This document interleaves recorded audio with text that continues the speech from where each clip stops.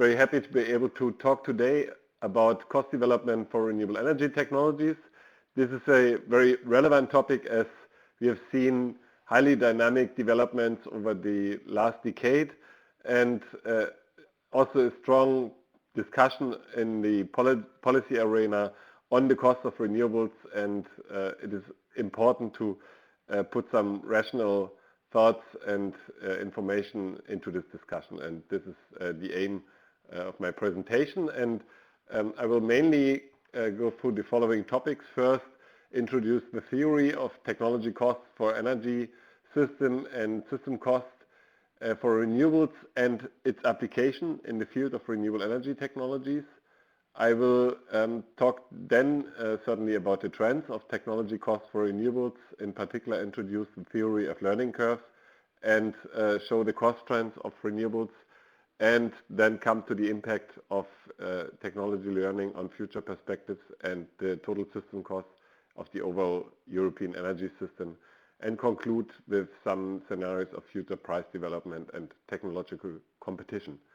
Generally, you are all very aware of the fact that energy projects in general are particular with respect to the importance of certain cost components. Typically, energy projects are characterized by high capital intensity, by a long lifetime of plant operation up to 40 years. Also, in case of renewables, this is the case, for example, for hydropower. The uncertainty of cost elements over time, like future CO2 prices, and the long lead time for certain projects, like in photovoltaics, a number of months towards many years for nuclear, but also for wind offshore project development can take up to 10 years. And therefore, the whole cost dimension is very important, and we also have external costs and environmental impacts in terms of CO2 emissions, etc. And we have a strong regulatory framework.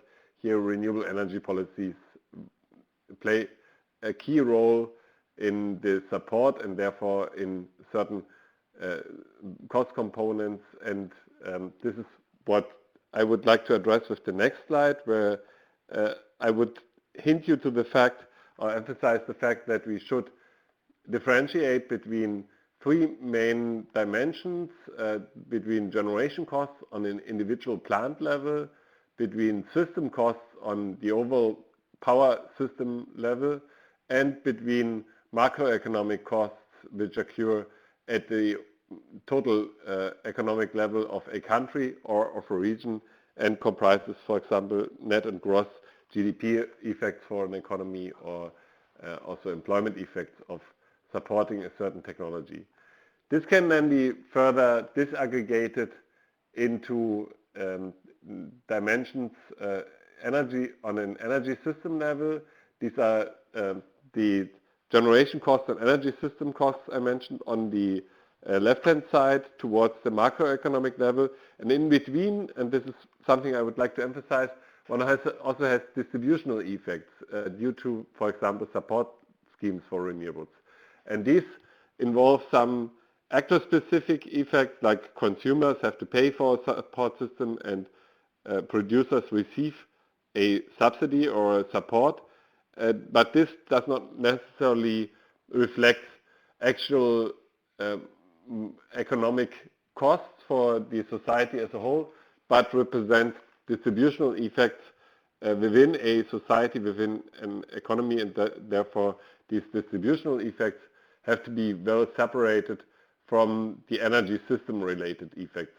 That is something, a differentiation that is important and that probably would be taken up in one of the next slides, or also in discussing the support schemes for renewables. On the system level and generation cost level, the electricity generation costs representation based on levelized costs of electricity plays a very important role.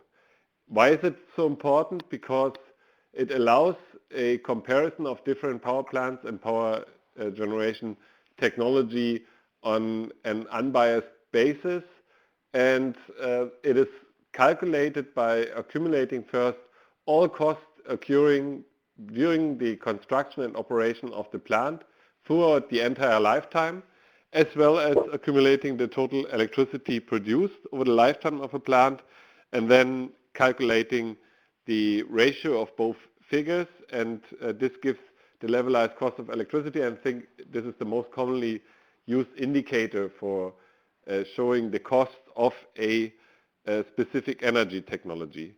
And the accumulated costs of a power plant over time is, or the accumulation methodology is based on the net present value method, and the metrics does not allow the analysis of the cost efficiency of a specific plant, but it allows a comparison between different plants and technologies. And the levelized cost of electricity are, in terms of mathematical formula, defined as shown here. So the investment expenditure at year 0 is one important component, and to the investment expenditure, the annual total cost for all other aspects of plant operation are added and, as I said, divided by the total quantity of electricity produced by a certain plant. Which elements are relevant for calculating the levelized cost of electricity? This is first the capital expenditure, also commonly called CapEx, as well as the operation expenditure, commonly called OpEx, as well as, of course, the expected plant output. The CapEx contains the investment, including engineering costs, cost for permission, construction costs, and infrastructure costs. The operation expenditures contain fixed and variable operation expenditures, as well as fuel costs, CO2 costs, and in case of carbon capture and storage, also CCS transport and storage costs. And the expected output, of course, depends on the capacity of a plant, on the availability, the efficiency, and the utilization factor. That is all common for all types of power plants, and the total costs are therefore divided into fixed costs and variable cost components. I would just like to briefly give an example for the calculation of costs for wind power plants, just to show you the impact of the availability and the resource conditions for a certain plant. And we have the power generation costs strongly depend, in case of wind power, of course, on the resource conditions, namely on the wind speed, and therefore on the full load hours that a particular plant is running with. And therefore, the higher the mean wind speed, the lower the generation cost naturally. And therefore, this drives also plant technology and plant design to take or have higher wind speeds and better resource conditions by plant design, for example, by the trend towards higher wind turbine towers. And the turbine capacities and converter types, of course, have a strong impact on the plant output. And wind offshore, for example, is characterized by higher plant output than wind onshore.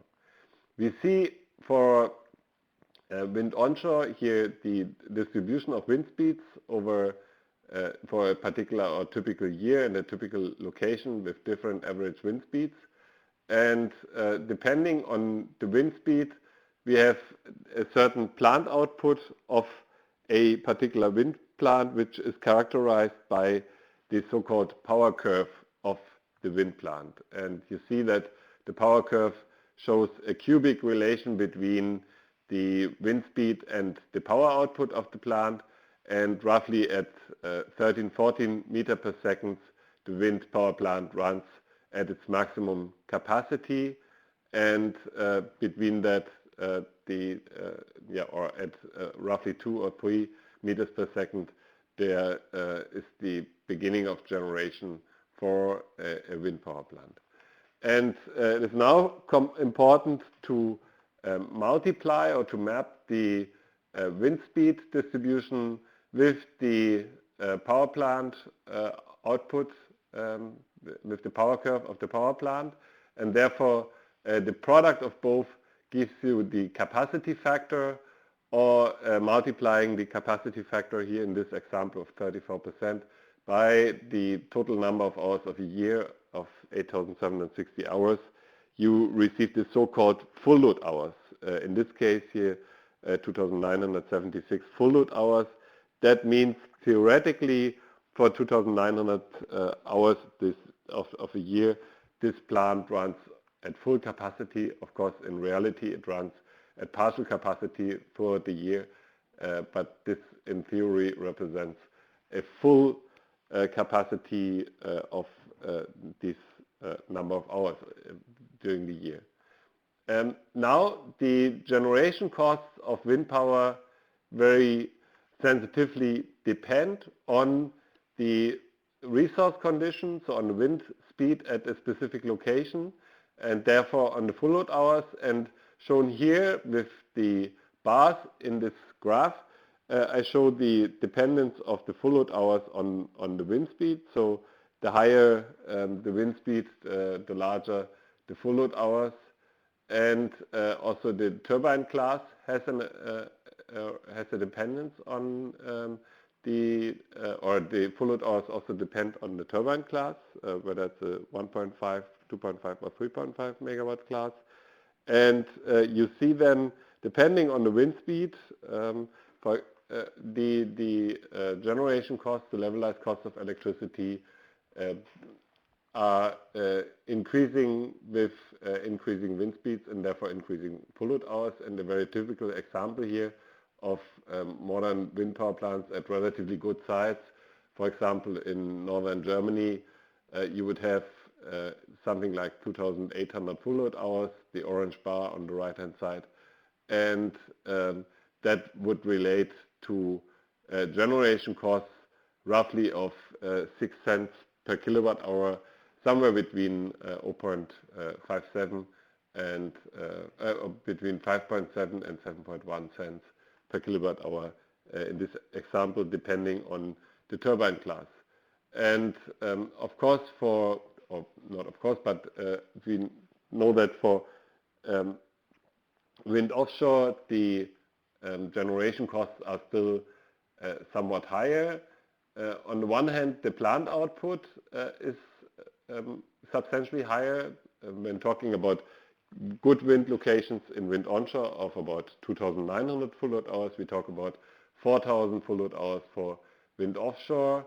And again, depending on the plant size class and on the number of full load hours, so the wind regime, we have something between 10 and 11 cents per kilowatt hour of generation costs in this particular example. Of course, not only the resource conditions influence the cost of generation of a particular power plant, but also the risk, and risks are particularly important for capital-intensive technologies. Therefore, I would like to emphasize this here, and it is important to characterize and to clearly summarize the total risk of a project. And here we can differentiate between pre-construction, construction, operation, and country risk. And these are all listed here on the slide. And you see that, of course, technology and project design can have a strong impact on the pre-construction risk, but also the financing conditions. During the construction phase, you have different construction-related risks, including environmental risk and construction delays. And then, of course, there are specific risks in the operation phase. There are always the risk that the output of the power plant is lower than expected, for example, or that the income in terms of the power purchase agreement is lower or higher than actually foreseen. And not to underestimate also the country risk, in particular in financing projects, for example, as we have seen now in Southern Europe. Currently, the difference between country risk in Southern Europe and Northern Europe can make more than 5 percentage points in terms of weighted average cost of capital. And this, in some cases, really overcompensates the advantage, for example, Southern European countries have in terms of their better solar resource conditions, because the financing element is a very important element. And this can also be seen here at this example where the levelized costs of photovoltaic power generation are shown. And this for different risk categories, where the weighted average cost of capital is assumed at 2%, 5%, or 7.5% in the different graphs. And you see that depending on the risk level, the levelized cost of capital may be different or may differ by up to 50%. And therefore, you see that the risk has a similar strong impact as we have seen before for wind onshore, wind offshore, for the resource condition. This is a very important input variable for the generation cost of a particular renewable energy power plant. I would now like to turn to the system costs level. As we had discussed, the levelized cost of electricity of a particular power plant play, of course, the key role when characterizing renewable energy power plants, but renewable energy plants, in particular variable renewable energy plants like solar and wind energy, are also characterized by additional challenges in terms of grid and system integration. And this is in this graph here identified with the gray bar, which adds system integration costs to the levelized cost of electricity of the power plant. And the key system-related cost elements can be subdivided into balancing costs, profile costs, grid costs, and also additionally transaction costs. And I would now briefly like to go through these different cost components and just show you how they might be defined. There are different conceptual approaches to define this system cost. I will just represent one of these approaches and give you an idea of the level of the system costs in the finalizing this part of the lecture. First, balancing costs are a very important system cost component, in particular for variable and volatile renewable energy sources. Their output and production is uncertain and subject to forecast errors. And these forecast errors lead to deviations from the planned schedule, and deviations from the planned schedule have to be balanced, have to be filled by balancing products, and the acquisition of these balancing products causes balancing costs. And this is the first important system cost component for the system integration of renewable energy sources. The second element one can subgroup into so-called profile costs, which are caused by the fact that renewable energy plants have a limited capacity factor. So there might be periods of the year where there's no wind, or there's certainly periods of the year where there's no sunshine, namely during at night. And therefore, one needs adequacy, backup, and capacity costs, or causes these type of cost elements due to the fact that also conventional capacity is needed to back up the installed renewable capacity. Secondly, there's a full load hour reduction of conventional power plants due to the fact that renewable energy contributes um, to the energy system, however, hardly reducing the need for additional conventional capacity. And last but not least, there might also be the need for curtailment in cases where the share of renewable energy sources becomes very high, and therefore additional curtailment costs occur. And the sum of these cost elements is called in the literature the profile cost, and it is represented here once again with this graph, where on the lower right-hand side, the upper left-hand side, you see the element where the low capacity credit comes in. This is where at hours of the year when renewable production is very low, and therefore the total load needs to be served by conventional power plants, and therefore the capacity credit is low and capacity costs occur. In the middle part of the curve, you have a reduction of the full load hours, and therefore you have a cost element occurring for that reason. And on the lower right-hand side of the graph, you have a surplus of renewable energy production, and therefore potential curtailment of renewable energy plants, which also causes an additional cost element. Last but not least, or the third element here, are grid costs, which are also particularly relevant for renewable energy sources, since costs for transmission grid investments are needed if renewable energy generation occurs away from load centers. Renewable energy technologies may enhance grid constraints due to the fact that they're variable and have to be transported over long distances in order to also balance the fluctuations by the fact that the different wind regimes and solar regimes across Europe are not correlated, and therefore it is beneficial to transport them, this generation, over larger distances.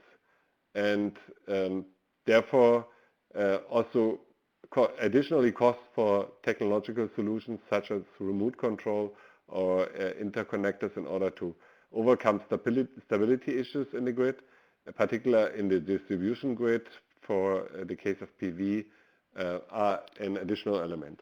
And when now summarizing all of these elements, one can see that on top of the levelized cost of electricity, one has these different cost figures, profile cost, balancing cost, and grid cost, and arrives at the short-term system cost, also in terms of LCOE. And in the future, however, integration options occur. Storage solutions have technology learning, and the overall energy system increases flexibility and increases its integration potential, and therefore the additional costs in terms of grid or system integration are reduced in the midterm because the system adapts to higher renewable energy shares, and therefore the long-term system levelized costs of electricity are lower than that, and you get a feeling. It of course depends strongly on the share of renewable energy sources in the overall power system. What is the contribution of the integration costs? The International Energy Agency has made a estimate of grid integration costs for solar PV in the European Union, and the estimates show that the level of integration costs might even be negative in some cases, but typically ranges between something like 5 and 20 euro per megawatt hour, so therefore still makes a very low share in the total levelized cost of electricity generation from solar energy in Europe. Last but not least, in this additional cost elements, one has transaction costs, which may be caused by higher complexity with increased renewable energy deployment, for example, by additional forecasting elements, planning and monitoring of electricity supply, establishing additional markets for integrating renewable energy sources. However, typically when estimating these transaction costs in practice, one sees that they are one order of magnitude lower than the actual other system-related cost components, and therefore in quantitative terms they play only a minor role, although they of course important in terms of conceptual terms. I would like now to address the theory of technology learning and to come to the cost reduction of renewable energy plants over time. The theory of technology learning is an important tool in modeling. It shows that the impact of technology change on the cost development of a technology, and in simple terms, it is the dependence between the costs of a technology and the cumulative capacity or cumulative output that is installed on a global market. And you see the functional relation between the cost and the cumulative output of a technology on a global scale. And important quantities in technology learning curves is the so-called progress ratio and the learning rate. And the learning rate says by how many percentage or by which percentage costs of a technology reduce when doubling the globally installed capacity or when doubling the global output of a technology. And in terms of quantitative representation, this is shown here for the example of photovoltaics over the period from 1979 to 2015. And you see that the learning rate of photovoltaics during this period has been 22%. That means whenever the globally installed capacity of photovoltaic was doubled, the costs were reduced by 22%. And at the beginning of the photovoltaic development, the long-term target was to reach the $1 per watt peak of costs of photovoltaic systems. And actually 2015 is the year where this long-term target has been reached, and $1 per watt, the long-term target where the competitiveness of photovoltaic should have been achieved, is actually reached. And coming back to that, the learning rate of photovoltaic of 22% is one of the highest learning rates in energy technologies, and this is due to the fact that photovoltaics is a semiconductor technology which is represented by particular strong cost reduction. Wind energy, in comparison as a mechanical technology, showed lower learning rates in the past, and the estimated learning rates in literature range between 5% and 9%. And here shown one example of Denmark, where the learning between 1981 and 2005 has been estimated with a learning rate of 8.5%. And based on this technology learning curve, one can translate the expected and the observed cost development also in development over time. And here you see the price development of photovoltaic modules during the period 2000 and 2014, and one sees the dramatic price reduction from $5 per watt peak in the year 2000, to less than $1 per watt peak in the year 2014. And with this a bit more complex graphic, I would like to show you the comparison of the different renewable energy technologies. Actually, what makes the graphic complex is that levelized cost of electricity for different plant sizes between 1 and more than 300 megawatt, and between different resource locations, so very sunny and less sunny, or very windy and less sunny locations are shown. On the left-hand side, you see the range for biomass, and you can see by the bar shown there in the graph as well that costs for biomass are still relatively constant between the year 2010 and the year 2014. For geothermal, we see a slight increase. For hydropower, we also see a constant behavior.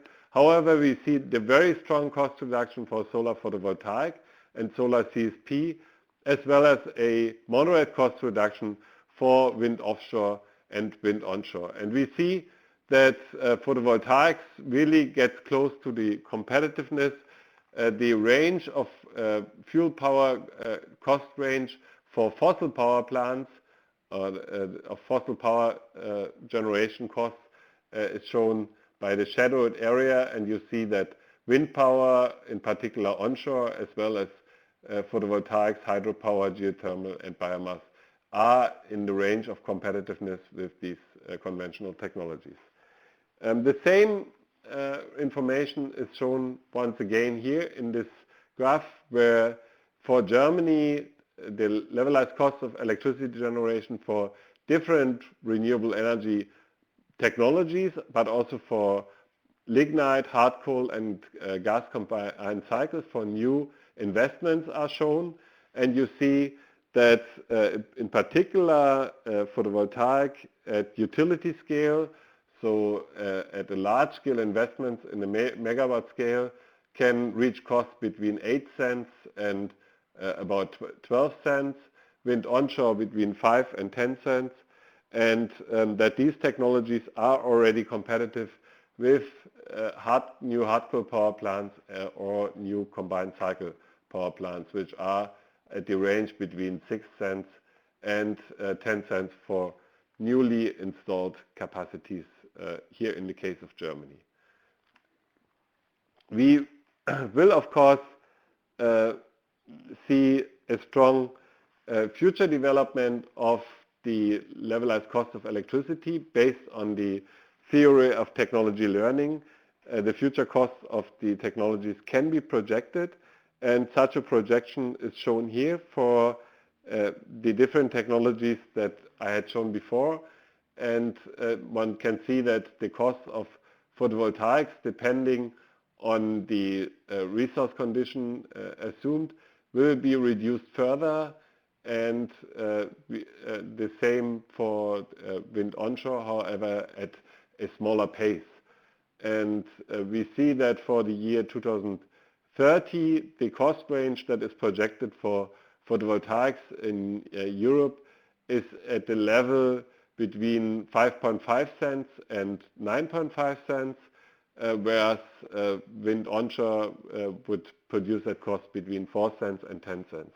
And you see, depending on the projections of future fossil fuels, the cost of lignite and hard coal and gas power plants would be already higher than the range of photovoltaics in the year 2030. Of course, this strongly depends on the assumption of conventional fuel prices.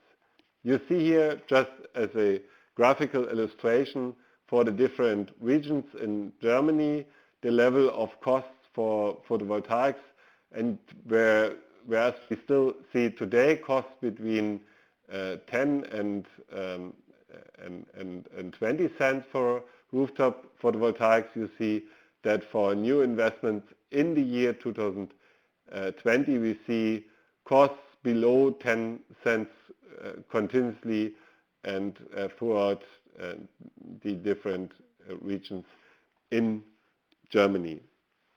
And therefore, the technology learning will drive costs down further if the projections of the learning curves that we can see today will be met. However, there are other key parameters on the midterm cost development of renewable technologies, and this has been observed in the past already.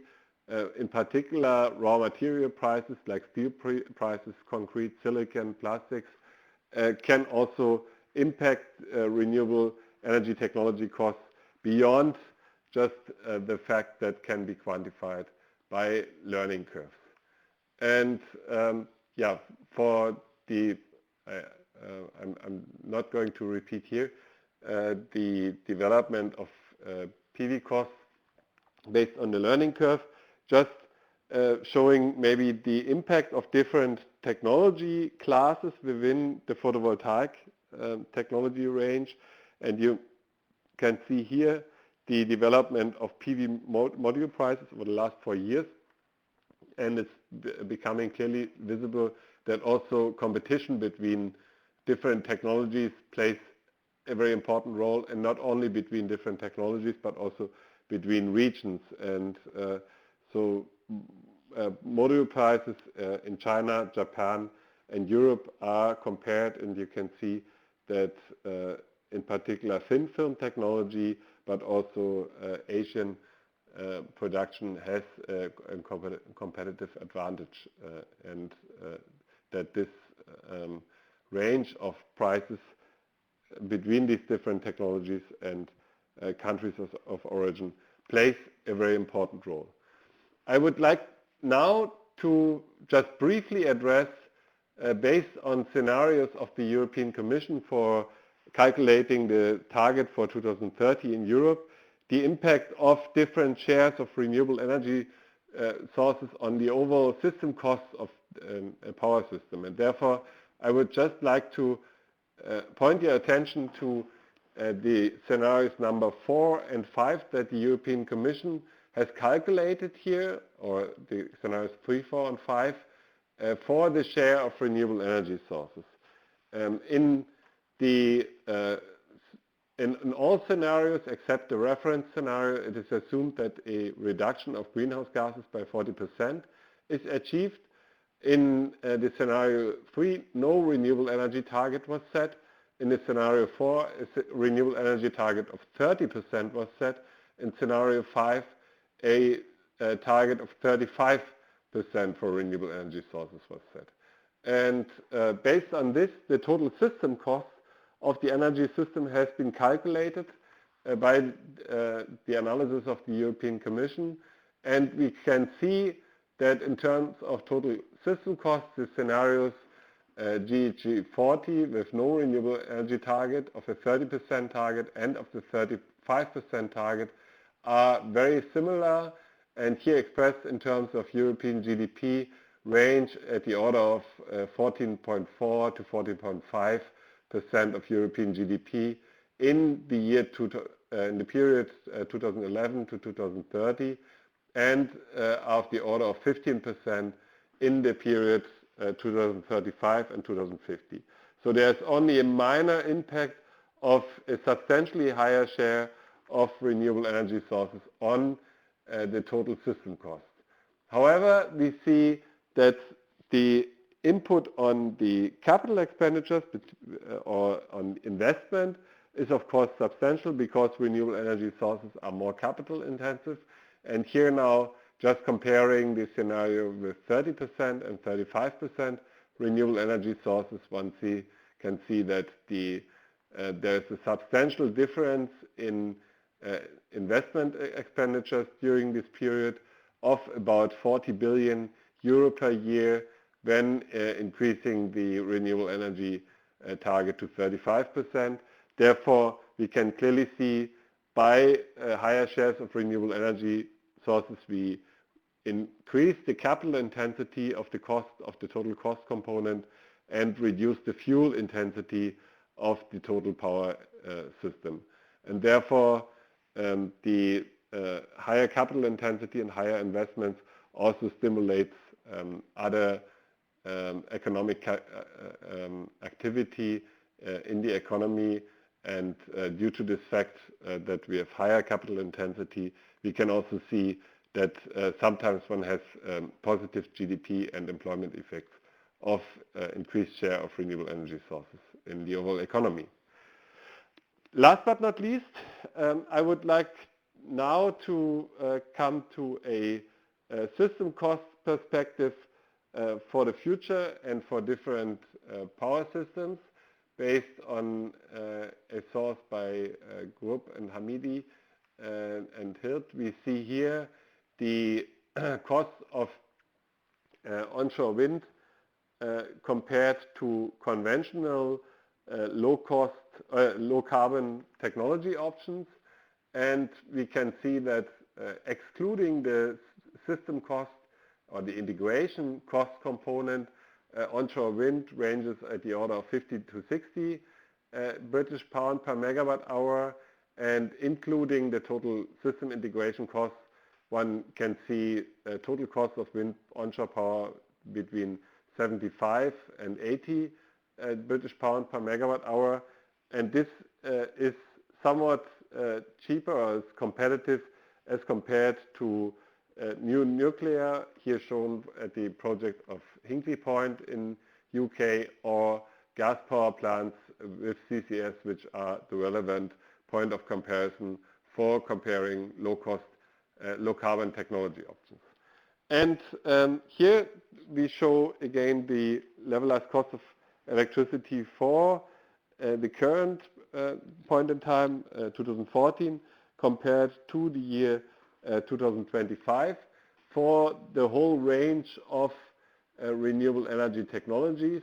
And you can see again, as compared to the gray bar, which represents today's cost of fossil electricity generation, that renewable energy generation is competitive already in a wide range of technologies, in particular wind onshore, but also for biomass technologies, hydropower and geothermal. And interestingly, we see that solar photovoltaic will become fully competitive within the next decade in the European electricity market, and a technology that still needs a little more time towards competitiveness is combined solar power.